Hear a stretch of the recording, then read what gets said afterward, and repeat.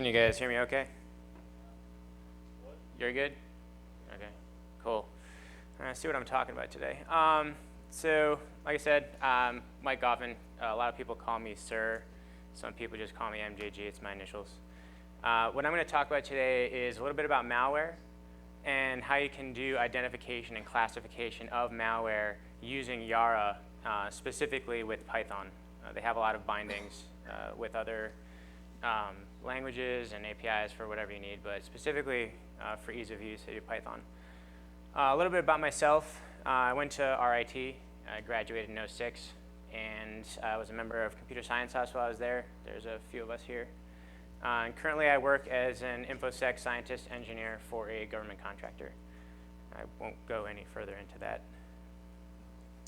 So like I said, we're going to be talking about malware, Yara, Python, the classification stuff. I have some demos for you to show you how you can use Python to do some analysis on certain pieces of or test files we'll consider malware for the sake of argument, and then a little QQ session if anyone wants to cry or complain about anything I talked about.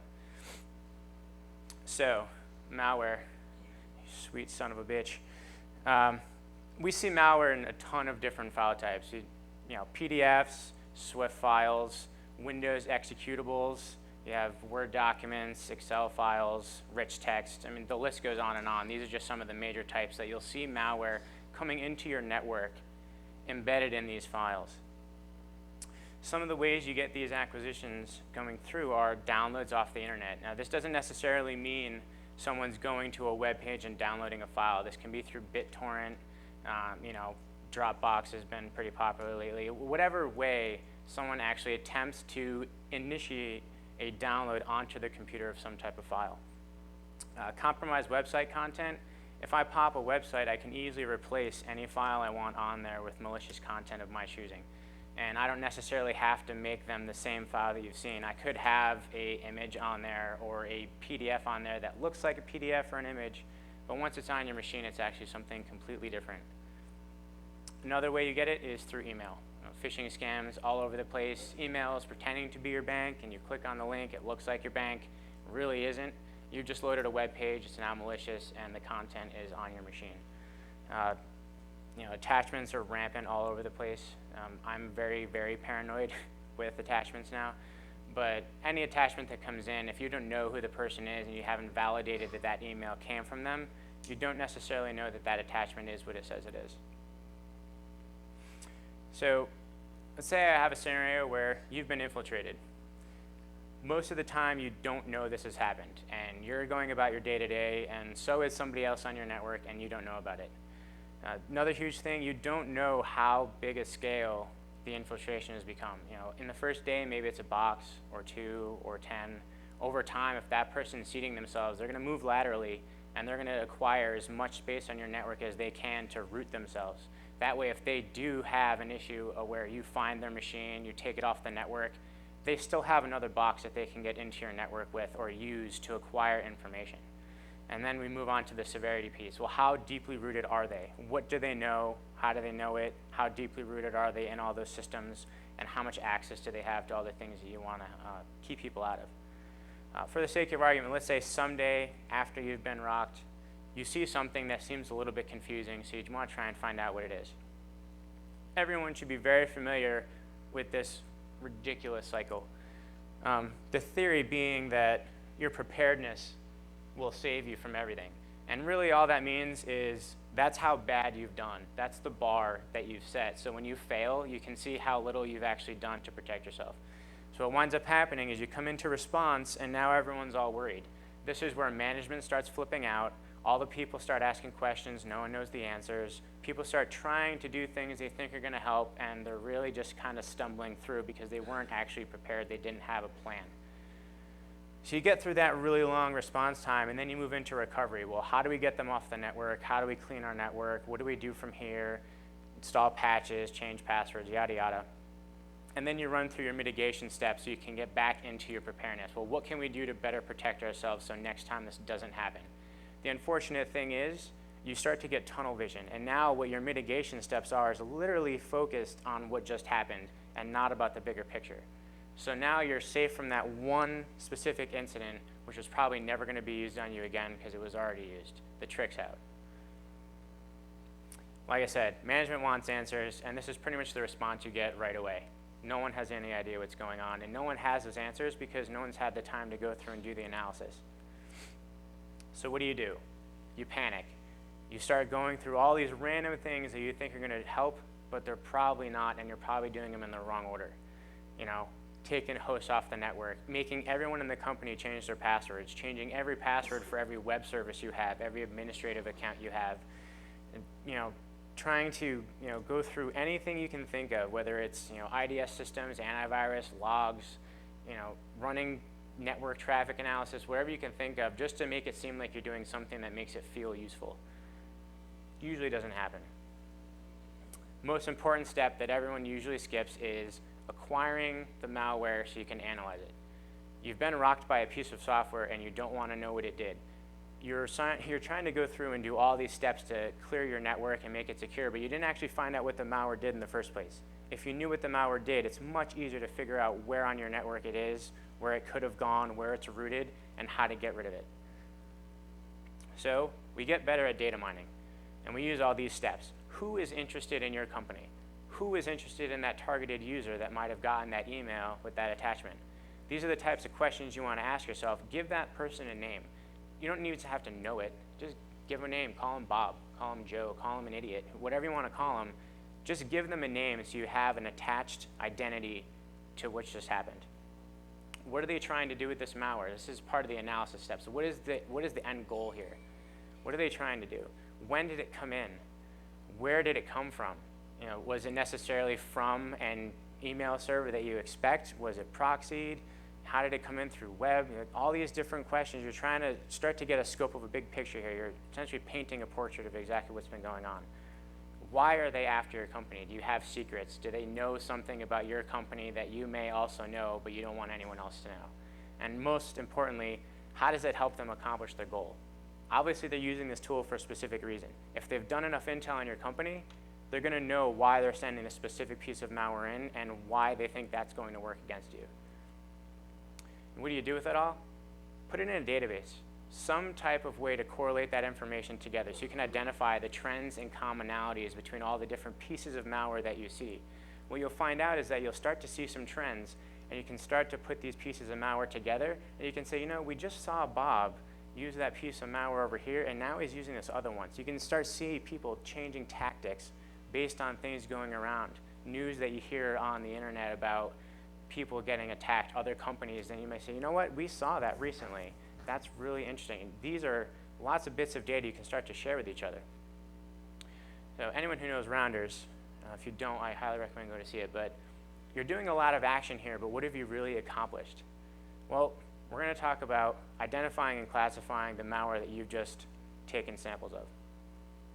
What does Yara do? Essentially what you do is you take strings and text and you take a binary file, you run it through Yara. What Yara is going to do is going to look for constraints and rules based on that string, and if it finds it, it's going to make sure that those constraints match before it takes a positive ID of that file and return it to you.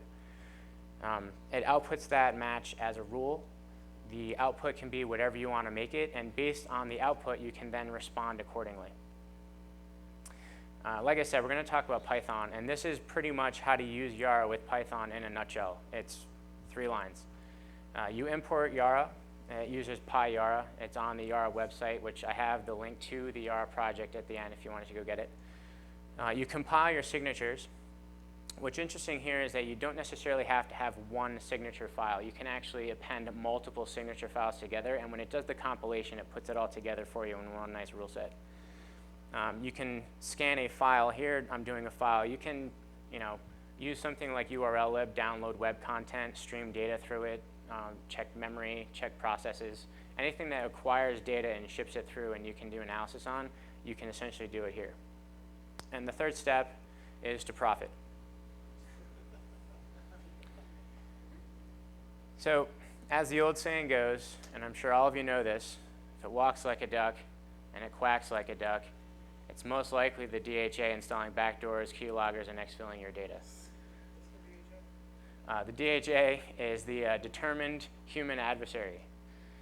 It's the other person on the other end that is attempting to get into your network. A lot of people use the term APT. They're pretty much interchangeable. Some of us like to use DHA because people don't necessarily need to be advanced anymore to get into your network. So let's talk about some identification.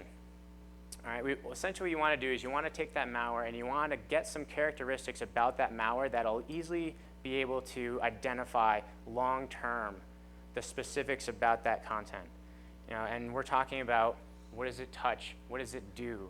I use the words functional and fashionable. We're not talking about high tops or anything from Louis Vuitton. Essentially what I mean by fashionable is it in the now? Is it something a lot of people are doing recently? Our Adobe is pretty much the fashionable thing nowadays. And every day you're seeing something new coming out for Adobe Flash or PDFs or Adobe Reader or something like that. That's what I mean by fashionable. Same as stylish. It's the same concept. What you want to find out is who's doing it, how often are people interested in this type of thing, and the little characteristics about that file. Functions that they use, function names, what the function does, IPs and domains that might be hard-coded or attempted to reach out to during processing when that malware is alive. Specific targets, are they looking for processes on your computer that they can attach to, files that they want to exfil, memory locations that they're interested in?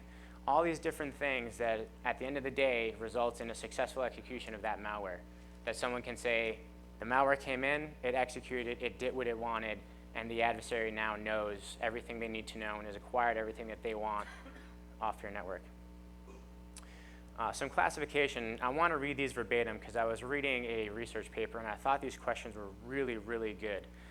Does an unknown malware instance belong to a known family or does it constitute novel malware strains? What essentially this means is this something new? Have we seen this malware before? Is it doing something different that nothing else has done, which means we need to now give it a name and classify it as something? Or does it belong to an existing family that we can say, this malware is exactly like these other ones we've already seen before, or the world has seen at some point? What behavioral features are discriminative or distinguishing instances of one malware family from those of others?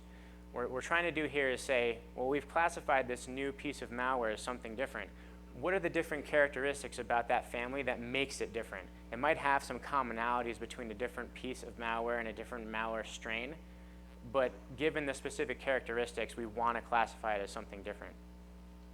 And what we can do there is say, based on all those identifications and all those characteristics that we teased out through analysis, we can start to put it into things like Trojans, worms, exfils, backdoors, keyloggers, and start to build those families up. And what we should be doing is inside of our classification database, tagging these bits of malware with the strain that they come from. That way, long term, we can start to see who is using the stylish and functional malware, who's using something new. What are these 0 days really for? Is it something that we need to pay attention to? Maybe Adobe needs to get on the act because a lot of malware is coming out, and it's all related to strains that are doing Adobe. So we go from there and we start to build Yara signatures. What we do is we generate our condition set. We know based on analysis things that we're looking for specifically that makes that malware unique, so we can limit our false positives. We build the rules, we compile those rules, and then we develop a process to scan the rules. Based on those scans and based on the positive results, you can do things like create triggers, create alerts.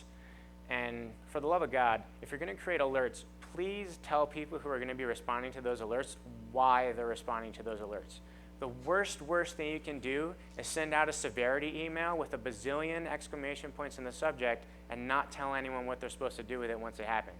Because now people are running around with their head cut off, no idea what to do, when really all they need to do is something very specific. So if you're going to create your rule set and you're going to create these alerts, make sure there's a process behind it. That's very, very important. This is a basic rule, the signature file for Yara. This is one rule. Essentially, you're defining your metadata, and these are random key value pairs of your choosing. You define the key name, you define the value. You set up your strings if required. And what you're saying here is, are we looking for hex values? Are we looking for string data? Any specific variables we might want to use to do comparison? And then we set our condition. Do we have to see that string once? Do we have to see it twice, 10 times, 15 times? Does it have to look like something specific? Does it have to have something else correlated with it?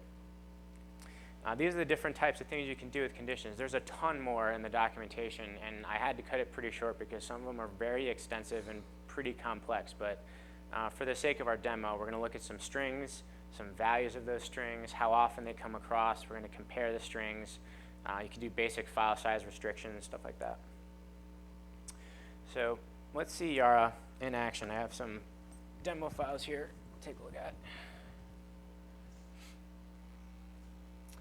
So I don't know how well it's going to come up, but I will do my best to show.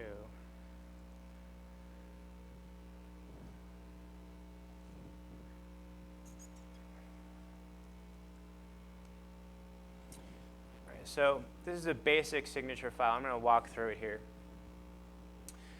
So the rule name is this program cannot. If anyone's familiar with the P file in Windows, you see that a lot. This program cannot run in DOS mode. The author is me. The date I created the signature. I decided I wanted a type, which is PE, and a little quick description so I can see exactly what file we're talking about. And I set a trigger equals true. Now this is not a true or false. Or this isn't anything specific. It's just a string value that's being returned. So in this case, I want to say if the trigger is true, I want to do something unique with it. And in this case, the string is this program cannot, and the condition is just the variable, which means that string is there. That's all we're looking for. And this is our Python script. We import Yara. I'm going to skip all the option parser stuff because that's just some fluff. But essentially, I'm just passing into my function here the signature file of my choice and the file that I want to scan against. And this is the meat. We take and we compile the signature file, and we run the rules against that file, and we look for matches. And that is it. And I run through a for loop here in all the matches because when you run a scan, if there's more than one signature that gets matched, it returns all of them for you. It doesn't return the top hit. It will return everything. In this case, I'm looking to see if the trigger is equal to true, and if it is, I'm just going to print out we have a problem. Pretty simple test.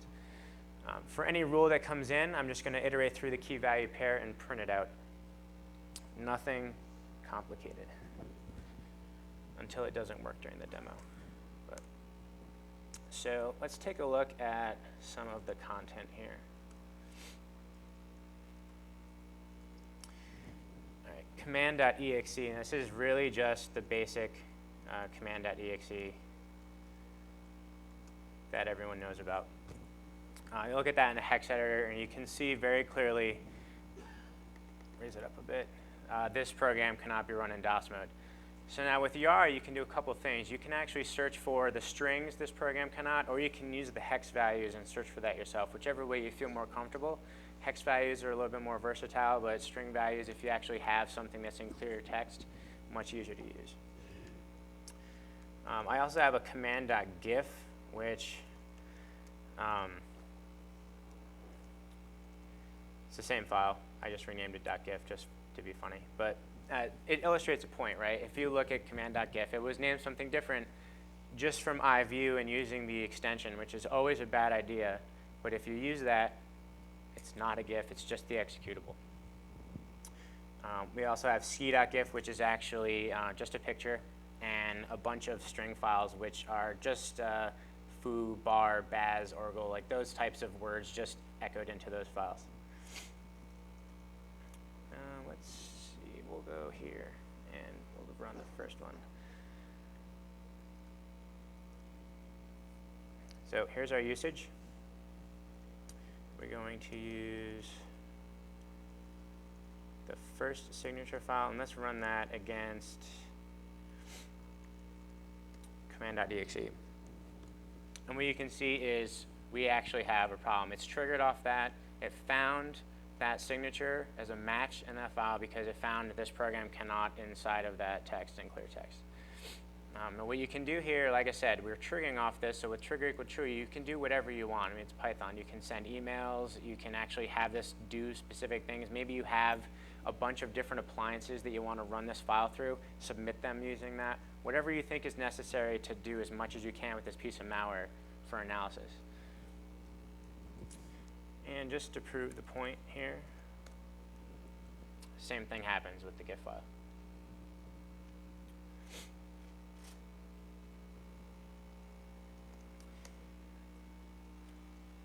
So the second here, we're actually going to do the same thing, but I'm looking for the hex values of this program cannot.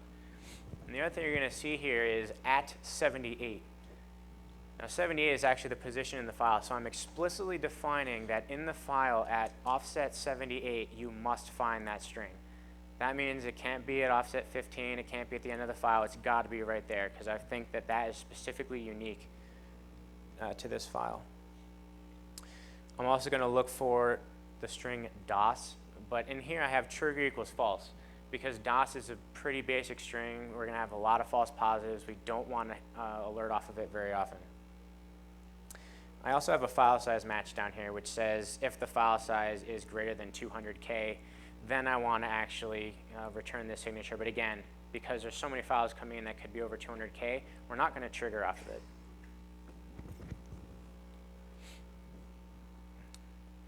So we'll go back to our original command.exe. We'll use sample 2 here.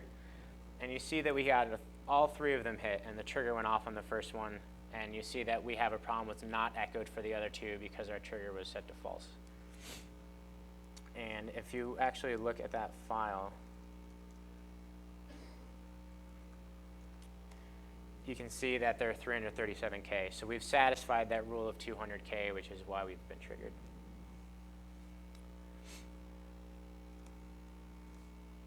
So sample 3, I'm going to start getting into some of the string logic here. For this one, we're looking at foo, bar, baz, and orgle. Random words. The condition here is pretty logical. We're looking for A, which is foo, or the existence of B and C. So we have to have bar and baz together, or the existence of D, which is orgle. Another way of defining something interesting here is 2 of the variable set, which means it doesn't matter which 2, it just has to be 2 of them.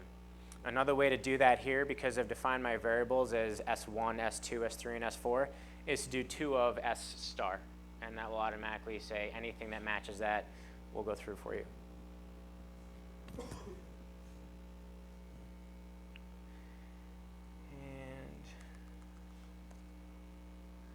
do strings 1.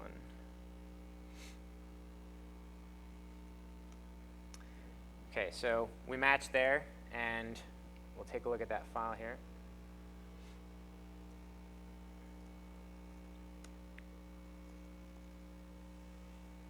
And you can see it just has foo in it. So it's matched that $A being foo is in there. Match strings 2. And you see that we got no alert there. And that's because strings 2 only contains our B variable. And during our condition definition, we said it has to have B and C. So we actually didn't trip anything there at all. Strings 3 should satisfy our other requirement. There you go. B and C together. It also matched, if you look at the bottom, that any 2 strings are in the content. Because we have B and C, we've satisfied our 2. So we're getting an alert on that as well. Look at strings 4 here. Just has orgle, so we're only expecting to see 1 alert because D's been matched. Strings 5 is a little bit complex. I'm not going to read it because the sentence makes no sense at all. But what you will notice in here is that foo and orgle exist several times. Orgle exists twice and foo exists 3 times. So as expected, we match because we saw foo and orgle and because 2 of them were in there. I have a more complex signature file here. Take a look at that here.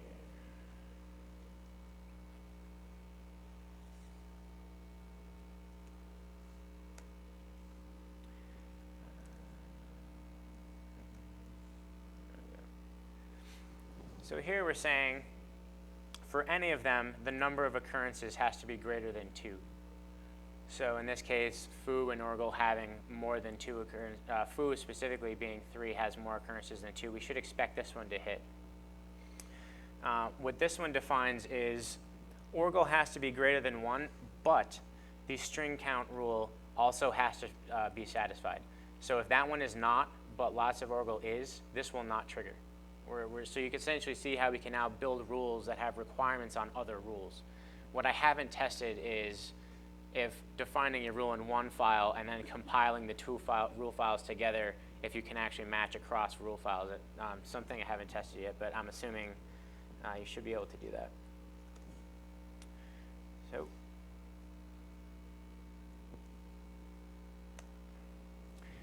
you can see we've hit. So we've satisfied that foo is there 3 times, orgo is there twice, which means the second rule is hit, and because the first rule hit, the second rule is now fired off. It's pretty easy.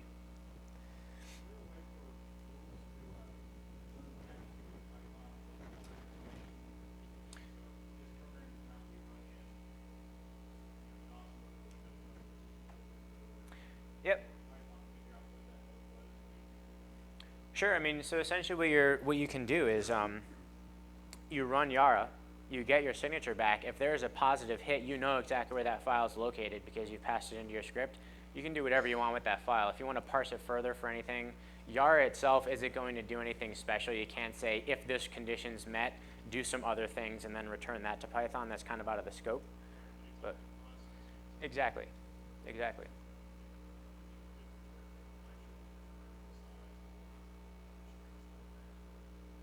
Well, it will return whatever your rule files say to return. But you can't sit there and say, Yara, if this matches, then go into this offset in the file, take this value, and return it for me.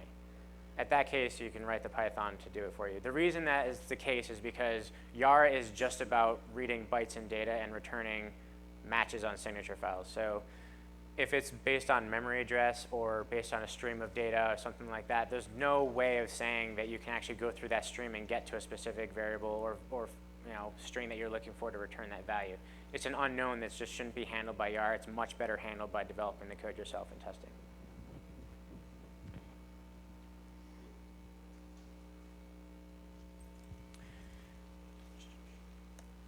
So what I wanted to illustrate here is using regex to match MD5s. So what you can do here is you define your regex. In this case, we're saying that the line has to start with MD5 : and then match some type of MD5.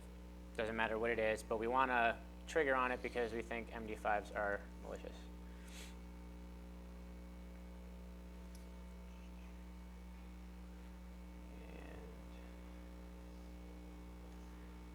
And MD5.text.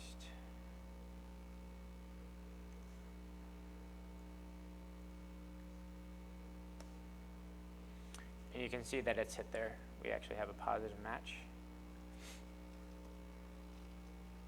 And that's because I took the MD5 of that sample signature and just pasted it in there. But it illustrates a point that you can now do some really complex things by using regular expressions to now match strings. And that's very powerful because you can essentially say things can change here and there, but as long as there's a specific commonality that I think is unique to this malware, I can hit on it.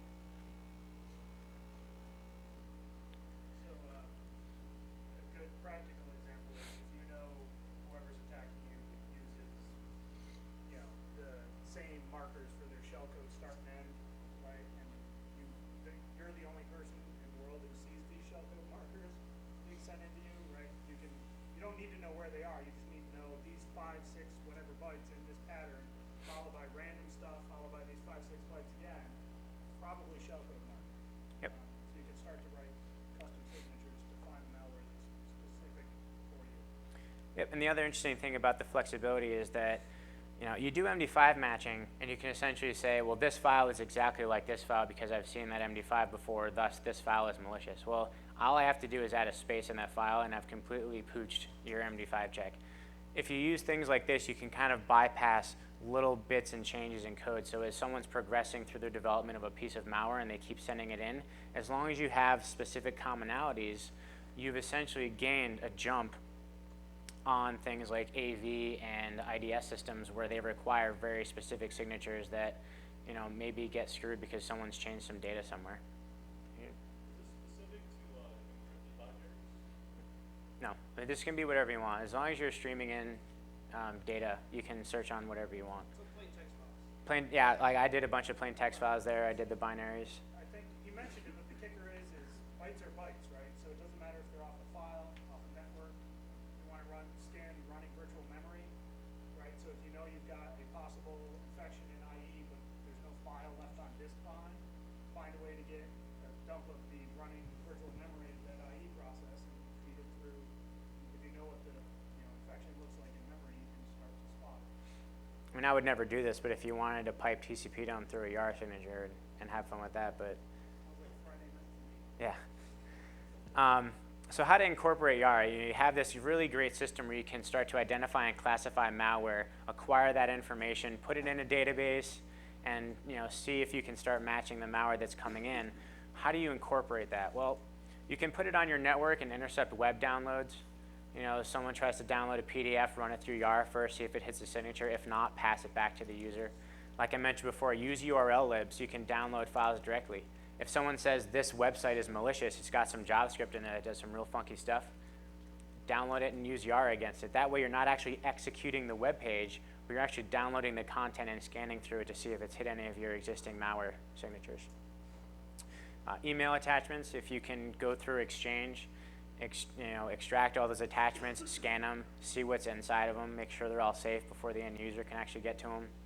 Honeypots, if anyone uses honeypots and you actually have an engagement and someone starts dropping content onto your systems, pulling those files off, scanning them, seeing what's in them, what type of hits you make.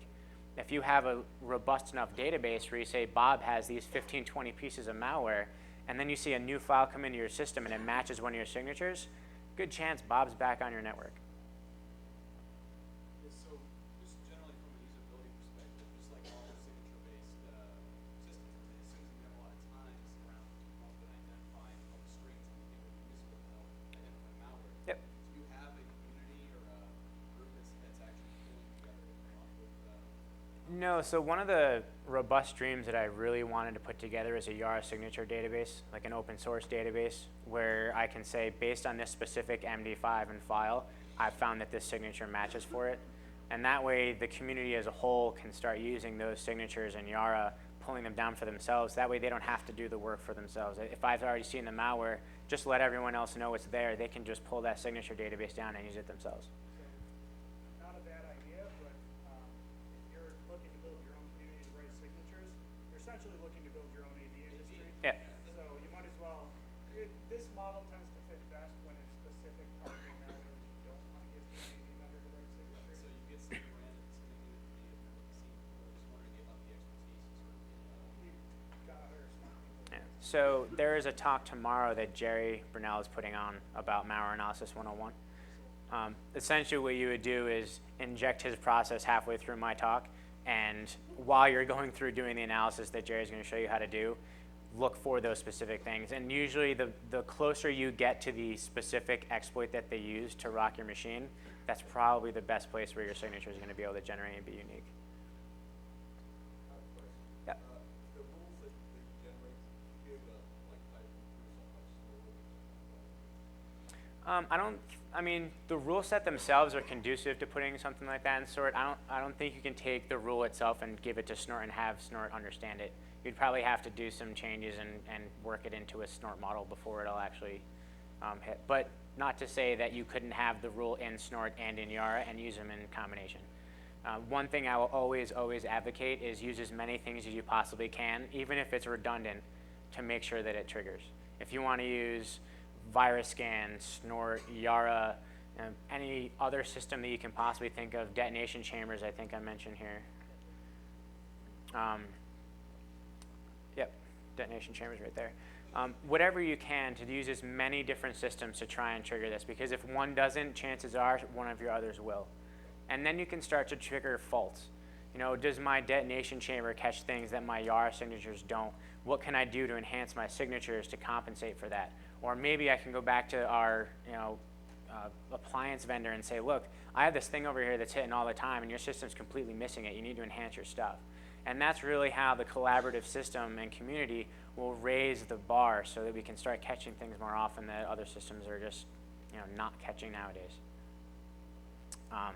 Like I said before, MD5 as a file is not really good because you change one little character here and there and the entire MD5 changes and you're screwed.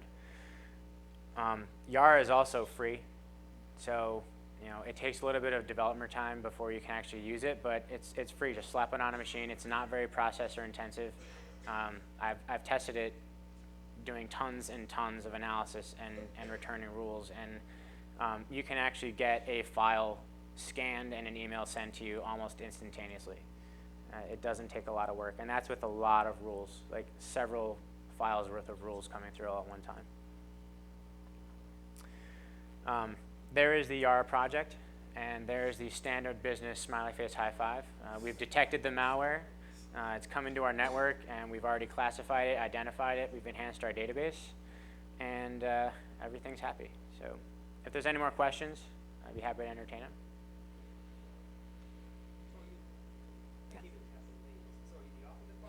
I am not. I will take zero credit for Yara at all. It's just a tool that I found very, very useful. There have been many cases already where I've found a piece of malware that's come in the network and triggered on it before any antivirus or IDS systems caught it. I specifically like Python. I believe they have Ruby.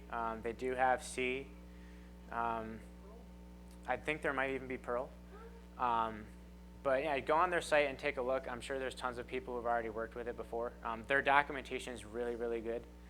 And just see what you can find. I've actually been trying to toy around with C a little bit just to see if I can enhance, just getting away from Python and doing some more tool-related things with executables and inserting it into other applications that already are using C.